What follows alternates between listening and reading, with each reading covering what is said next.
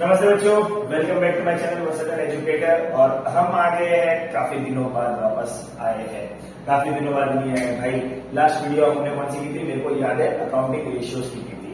ठीक है, तो आज हम शुरू करने वाले हैं नई बुक, नया कंसेप्ट, नया दिन है। पढ़ते रहो, बोर्ड एग्जाम में तो सफलता मिल जाएगी भाई। तो आज शुरू करते हैं कंपनी अकाउंट्स। कंपनी अकाउंट्स, अब कंपनी अकाउंट्स में होता क्या है?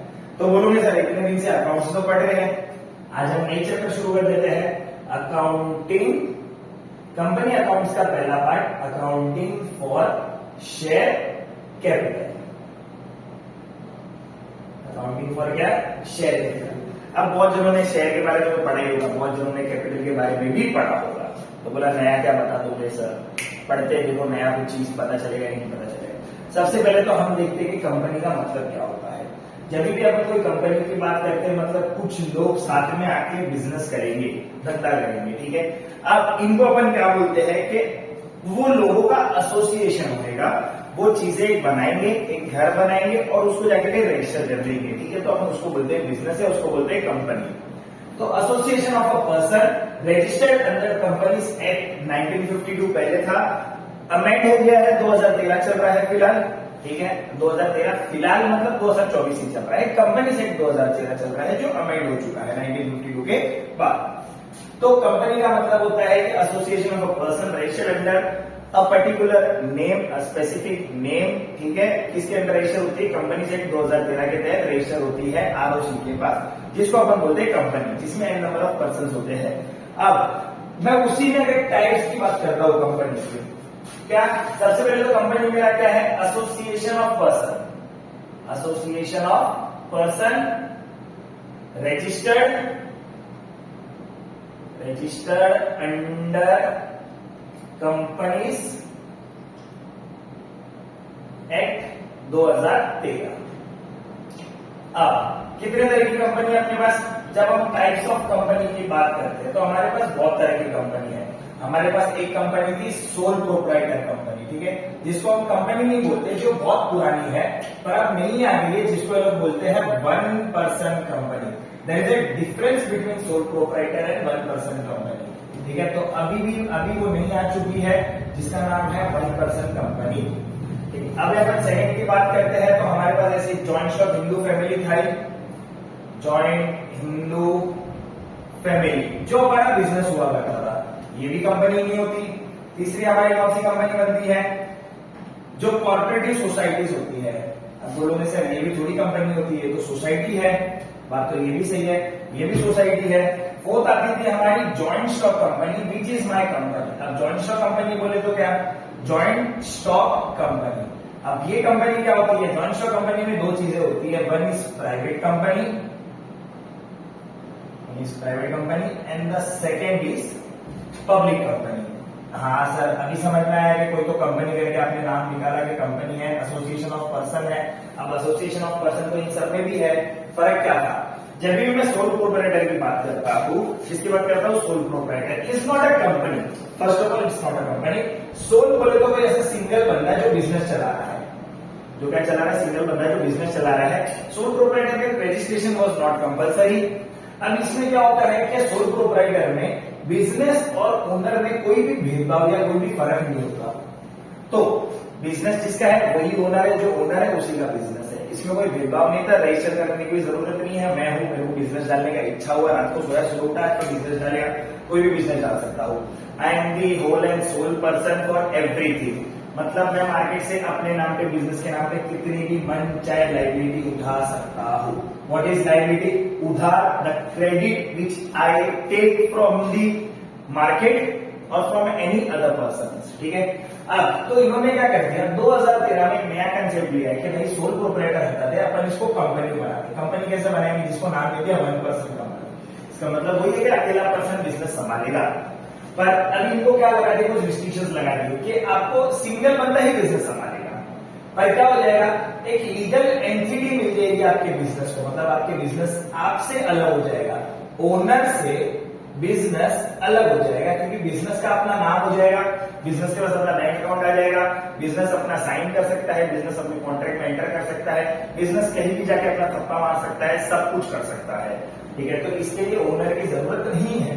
पर ओनर ऐसा क्या काम करेगा उसके अंदर? ओनर तो सिर्फ मैनेज कर रहा है, तो मैनेजमेंट का काम ओनर करता है। ठीक है, तो बिजनेस वो चलाएगा। तो 1% कंपनी का कंसेप्ट इंट्रोड्यूस किया गया कंपनीज एक्ट 2013 में। ये सिंगल बंदा भी तो बिजनेस चला सकता है, वो तो कंपनी हो सकती है। हाँ, अब इन दोनों में फर्क सिर्फ इतना था कि इसमें बिजनेस और ओनर में फर्क नहीं हुआ करता, और इसमें बिजनेस और ओनर में फर्क हो गया, क्योंकि बिजनेस को क्या दी थी?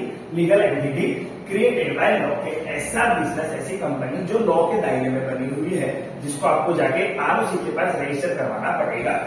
करवा दिया। अब इंडियन है तो ज्वाइंट हिंदू फैमिली वाला बिजनेस तो चलता ही है, पर कंपनी बनाएंगे नहीं बनाएंगे अब वो तो उनके ऊपर ही है। सो इसमें होता था एक कर्ता बंदा, जो मेन आदमी है, जो सारा बिजनेस हैंडल करेगा, सारे डिसीजंस को ही लेगा। इनके नीचे जो भी होते थे वो होते थे को पार्टनर्स। कौन होते थे? को पार्टनर्स। तो ये कोई कंपनी नहीं चलाते, ये फैमिली बिजनेस करते हैं डायरेक्टली, सीधा सीधा। अब ये लोग कंपनी में कन्वर्ट कर सकते हैं जब अपने ये दायरा बढ़ा लेते हैं बिजनेस का। ठीक है, तो वो कंपनी में कन्वर्ट हो सकता है। थर्ड में आता है कॉर्पोरेटिव सोसाइटी। ऐसी छोटी मोटी सोसाइटी, जो कोई भी सोसाइटी हो गई, मान लो तुम्हारी बिल्डिंग हो गई, जैसे तुम रह रहे हो, वो एक कॉर्पोरेटिव सोसाइटी है, तो उनके लिए कुछ बेनिफिट्स है, पर बाहर वालों के सोसाइटी में कोई बेनिफिट नहीं है या कम है। तो ऐसे छोटे छोटे जो अर्नर्स होते हैं या वो लोग होते हैं, वो अपनी सोसाइटी खुद क्रिएट कर देते हैं। आप हमारे सोसाइटी का हिस्सा हो तो आपको कुछ चीजें उस सोसाइटी के बेनिफिट के तौर पर मिलेगी, अगर आप उस सोसाइटी के हिस्सा नहीं हो तो आपको उस चीज की बेनिफिट नहीं मिलेगा। That's my corporative society. अब आते हैं जो मेरा मेन कंपनी अकाउंट का पार्ट है, जॉइंट स्टॉक कंपनी, जिसमें दो तरह की कंपनी आती है, प्राइवेट कंपनी है, पब्लिक कंपनी। प्राइवेट कंपनी है, पब्लिक कंपनी। प्राइवेट कंपनी क्या होती है? प्राइवेटली लोग चला रहे हैं, जिसमें कम से कम 2 लोग होंगे, ज्यादा से ज्यादा 200 लोग होंगे। पब्लिक कंपनी है, जिसमें कम से कम 7 लोग होंगे, ज्यादा से ज्यादा अनलिमिटेड होंगे, क्योंकि पब्लिक है। अब पब्लिक कंपनी का मतलब होता है गवर्नमेंट का इन्वॉल्वमेंट ज्यादा होगा। प्राइवेट कंपनी का मतलब होता है गवर्नमेंट का इन्वॉल्वमेंट ज्यादा नहीं होगा। ये सब हमने क्या पढ़ा था? ये 12th वालों ने इको में पढ़ा होगा, लिबरलाइजेशन, प्राइवेटाइजेशन, ग्लोबलाइजेशन में। कब की बात है ये? जब की इकोनॉमिक पॉलिसी आई थी 1991 में, जब डॉक्टर मनमोहन सिंह जी हमारे फाइनेंस मिनिस्टर थे, तो उन्होंने एलपीजी पे काफी अच्छा काम किया था। तब क्या किया गया था कि पब्लिक कंपनी को एंटर करवाने के लिए गवर्नमेंट ने अपना रिस्ट्रिक्शंस कम कर दिया था, तब जाके प्राइवेट कंपनी मार्केट में एंटर हुई थी, और पब्लिक कंपनी जो चल रही थी वो चल रही थी, क्योंकि गवर्नमेंट सारी चीजों को रेगुलेट कर ही रहा था पहले से भी। पब्लिक कंपनी का मतलब होता है गवर्नमेंट रेगुलेशन का, गवर्नमेंट का इन्वॉल्वमेंट बहुत ज्यादा है। प्राइवेट कंपनी में गवर्नमेंट का इन्वॉल्वमेंट थोड़ा कम होता है, क्योंकि वो उन्हें करना पड़ा था इकोनॉमिक पॉलिसी, इकोनॉमिक रिफॉर्म्स लाने के लिए। हाँ, मेंबर्स में क्या कर सकते हो भाई? 2 मेंबर मिनिमम है, 200 मेंबर मैक्सिमम है, 7 मेंबर मिनिमम है, और मैक्सिमम मेंबर पे कोई रोक टोक नहीं था। अब मैं कितने भी बिजनेस और कंपनी की बात कर लूं, ये चलेगा सिर्फ एक चीज पे, जिसको अपन बोलते हैं कैपिटल। जिसको हम क्या बोलते हैं? कैपिटल। कैपिटल इज एन पैसा। बिना पैसों के बिजनेस नहीं चलता, या कोई कंपनी नहीं चलने वाली, तुम कुछ भी कर लो। तो अब ये पैसा कैसे आता है? हर एक कंपनी के पास बहुत सारे तौर तरीके होते हैं पैसे लाने के लिए, मार्केट से या लोगों से, कहीं से, मतलब अपने बिजनेस के अंदर लाने के लिए। ये कोई कंपनी है, ये कंपनी है, ये उस कंपनी का मालिक है। अब इनके पास बहुत सारे तरीके हैं मार्केट में से, मार्केट बहुत बड़ा है, मार्केट में से आप कहां से पैसे ला रहे हो अपने कंपनी के अंदर। ठीक है, मार्केट में बहुत सारा पैसा पड़ा हुआ है, मार्केट में रोज पैसा घूम रहा है। कैसे घूम रहा है? मनी का कंसेप्ट, मनी का चैप्टर करोगे तो शायद आपको समझ जाएगा मनी के मार्केट में सर्कुलर फ्लो ऑफ मनी होता कैसे है। या आपने 2 फैक्टर मॉडल या 3 फैक्टर मॉडल किया होगा, तो या सर्कुलर फ्लो ऑफ इनकम किया होगा, तो उससे आपको पता चल जाएगा कि मार्केट में पैसा घूमता कैसे रहता है। अब वो बंदा अपनी कंपनी में, वो मार्केट में जो पैसा घूम रहा है वो कैसे लाएगा, ये सबसे बड़ी दुविधा है। तो हमने इसके लिए पढ़ा था कंपैरेटिव बैलेंस शीट या वर्टिकल बैलेंस शीट हमने देखी थी, जिसमें हमको ये पता चला था कि कंपनी कितने तरीके से पैसे अपने पास लाती है। ठीक है, हमने रेशियोज में भी देखा था कि कंपनी पैसे लाने के बाद कितने पैसों को मार्केट से वापस मार्केट में लगा रही है, अपनी कंपनी में लगा रही है और कंपनी को आगे बढ़ा रही है। तो कितने तौर तरीके थे, तो हमने ये सारी चीजें तो पढ़ी थी वर्टिकल बैलेंस शीट में, कि कुछ शेयर होल्डर्स फंड होते हैं, जिसमें कंपनी कुछ शेयर्स वगैरह इशू करके पैसे लाती है। 2 तरीके के शेयर हुआ करते थे, इक्विटी और प्रीफरेंस। फिर कंपनी मार्केट से लोन उठाती थी, रिजर्व एंड सरप्लस के नाम पे कुछ हुआ करता था। मार्केट से कंपनी ने लॉन्ग टर्म लोन्स उठा लिए, long term benefit, long term चीजों को फुलफिल करने के लिए कंपनी ने शॉर्ट टर्म लोन्स उठा लिए, शॉर्ट टर्म चीजों को फुलफिल करने के लिए। तो ऐसे एन नंबर ऑफ चीजें थी मेरे पास। कितनी नंबर ऑफ चीजें थी?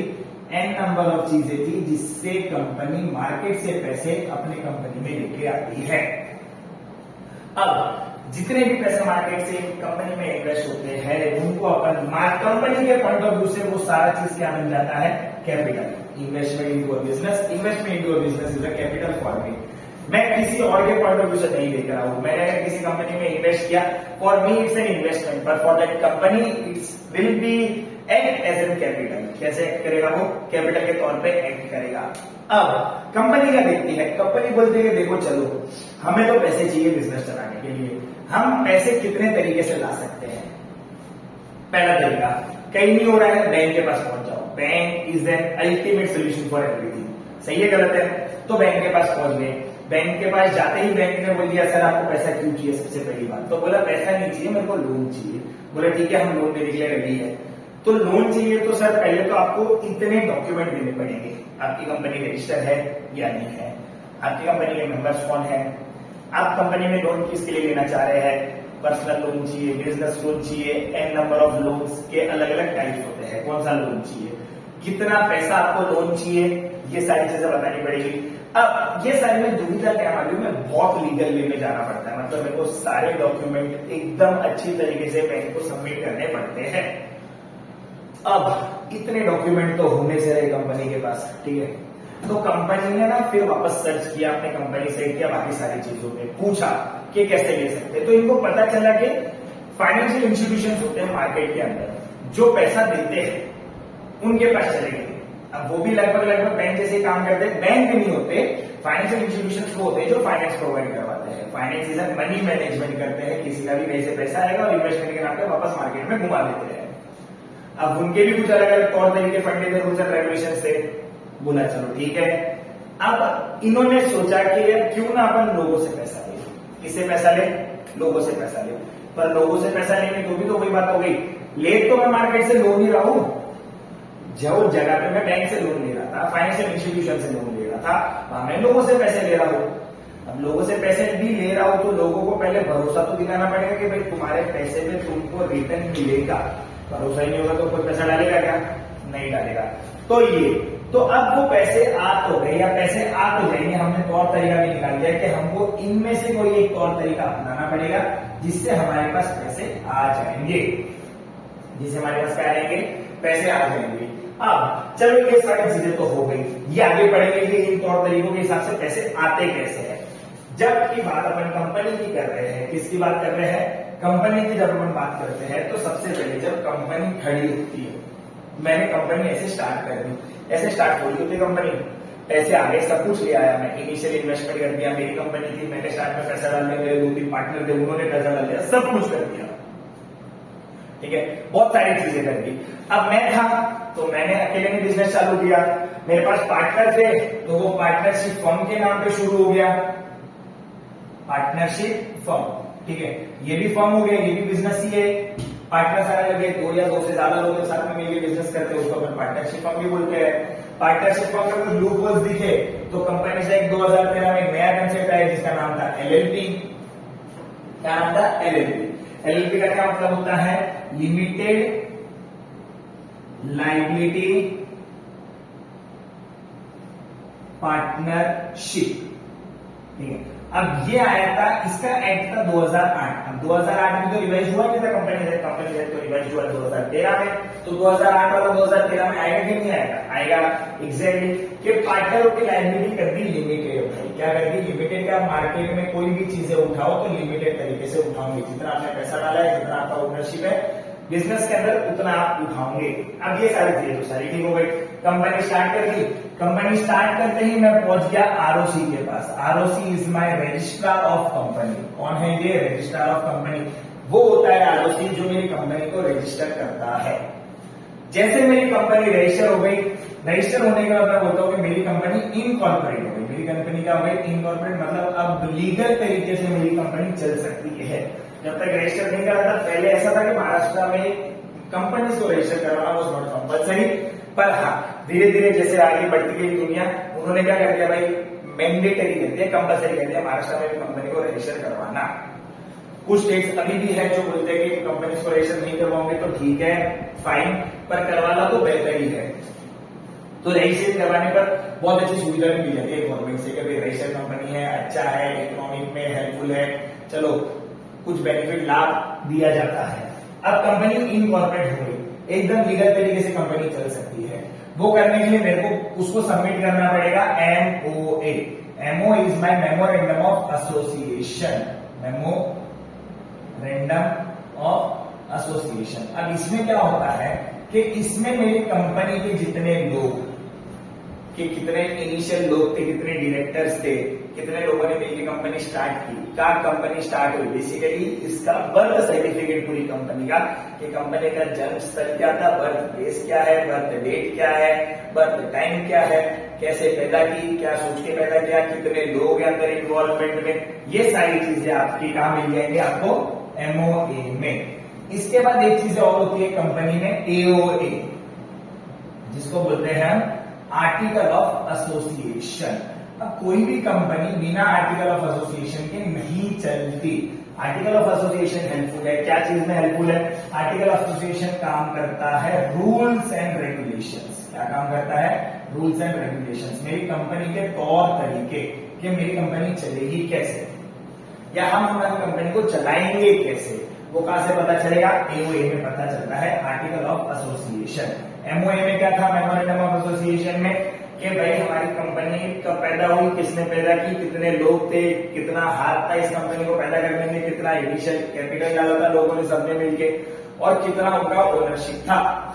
ये सारी चीजें मेरी MOA में आ जाती है, रूल्स एंड रेगुलेशन मेरा AOA में आ जाता है। ये सब कब पता चलता है, जब मैं कंपनी शुरू करता हूं और क्या करने के लिए जाऊंगा, इनकॉर्पोरेट करवाने जाऊंगा, मतलब ROC के पास रजिस्टर करवाने जाऊंगा। तो मेरे को ये सारे डॉक्यूमेंट तो बेसिक है एकदम, जो कंपनी को ROC के पास सबमिट करने पड़ेंगे। तब जाके ROC मेरे को एक थप्पा देगा, एक स्टैम्प पेपर पे मस्त एकदम लिखे कि आपकी कंपनी आज से शुरू होती है, कॉर्पोरेटेड हो गई, इनकॉर्पोरेट हो गई। ऐसा नहीं कि बिना इनकॉर्पोरेट में बिजनेस नहीं कर सकता, आप बिजनेस कर सकते हो मार्केट में, पर वही गवर्नमेंट के जो कुछ बेनिफिट्स जो मिलने वाले होंगे वो शायद ना मिले, क्योंकि कंपनी रजिस्टर ही नहीं है। मतलब ऐसे गवर्नमेंट को पता ही नहीं कि ऐसी कोई कंपनी एग्जिस्ट करती है, रजिस्ट्रेशन के वो फायदे हो जाते हैं। तो company was by association of person registered under companies act 2013। इतने तरीके के हमारे टाइप्स ऑफ कंपनियां थी, पर फिलहाल जब आप अपने बुक में दिखोगे तो आपको कंपनी के नाम पे एक तो 1% कंपनी दिखेगी, जॉइंट स्टॉक कंपनी दिखेगी जिसमें पब्लिक और प्राइवेट कंपनी होता है। अब इन इतने नामों में सिर्फ कंपनियां इनमें ही लग रहा है, ठीक है। तो आपके बुक में माइंड आपको शायद ये सभी दिखे, ये सब तो, ये पार्टनरशिप फर्म हो गया, ये पार्टनरशिप हो गया, ये कॉर्पोरेटिव सोसाइटी है, ये जॉइंट इंटू फैमिली है, ये तो सोल प्रोप्राइटर है। तो आपको कंपनी में वहां क्या क्या दिखेगा, 1% कंपनी दिखेगा, जॉइंट स्टॉक कंपनी में प्राइवेट कंपनी, पब्लिक कंपनी दिखेगा। क्या करना पड़ेगा, कंपनी को रजिस्टर करवाना कंपलसरी है महाराष्ट्र के हिसाब से, ROC के पास जाकर रजिस्टर करवाना पड़ेगा। इनकॉर्पोरेट हो जाएगी आपकी कंपनी, आपको MOA बनाना पड़ेगा, AOA बनाना पड़ेगा, तौर तरीके, रूल्स एंड रेगुलेशन, कैसे आप बिजनेस चलाओगे। तो अब इतनी सारी चीजें करने के बाद आपकी कंपनी जाके कहीं मार्केट में रजिस्टर होती है और लोगों को दिखना शुरू होती है, बेसिकली गवर्नमेंट को दिखना शुरू होती है कि हमारे कंट्री में ऐसी भी कोई कंपनी है। तो ये है मेरा थोड़ा कंपनीज अकाउंट। अब सर अभी तक तो ये बताएंगे कि कंपनी मार्केट से पैसे लाएगी कैसे, ठीक है, आपने इतना तो लिख दिया अकाउंटिंग फॉर शेयर कैपिटल, तो ये हम कब पढ़ेंगे, ये हम पढ़ेंगे अगले वीडियो में, ठीक है। थोड़ा ये हमने दे दिया, क्या दे दिया, इसका डिस्क्रिप्शन दे दिया कि कंपनीज क्या होती है, कंपनीज अकाउंट्स क्या होता है, कितने तरह की कंपनी होती है, क्या क्या सबमिट करना पड़ेगा, कौन है ROC क्या होता है, MOA क्या होता है, AOA, ठीक है। हमने बैलेंस शीट में भी देख लिया था पहले कि क्या क्या तरीके से कंपनी पैसे लाती है। नेक्स्ट वीडियो देखते रहना, नेक्स्ट वीडियो में आपको पता चलेगा कि कंपनी सच में पैसे उठाती कहां से है, और वो पैसे जब मार्केट से उठाती है तो उसके अगेंस्ट में क्या क्या लेती है, ठीक है। तो let's meet you in the next video guys. Hope so video अच्छी लगी होगी तो लाइक शेयर सब्सक्राइब करना। कहीं तो स्क्रीन पे कहीं तो दिख ही जाएगा, आपको नहीं दिखेगा तो मतलब हमको एडिटिंग स्किल नहीं आती है, ठीक है। आप यूट्यूब के बादशाह हो, कहीं भी दिखेगा वहां पे सब्सक्राइब शेयर करते रहे।